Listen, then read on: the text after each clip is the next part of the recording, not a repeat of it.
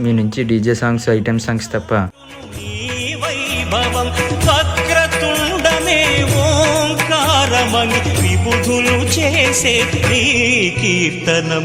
జయ జయ శుభకర వినాయక శ్రీకాణి పాకవర సిద్ధి వినాయక. కుంకుమ పూజలు, భజనలు, హోమాలు మీ నుంచి ఏమీ ఎక్స్పెక్ట్ చేయలేదు. నేను ఐటమ్ సాంగ్స్, డీజే సాంగ్స్ వద్దని చెప్పాను బ్రో.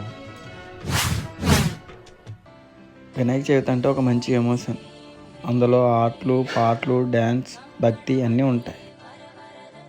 ఈ 11 రోజుల కోసం 354 రోజులు వెయిట్ చేస్తూనే ఉంటాం.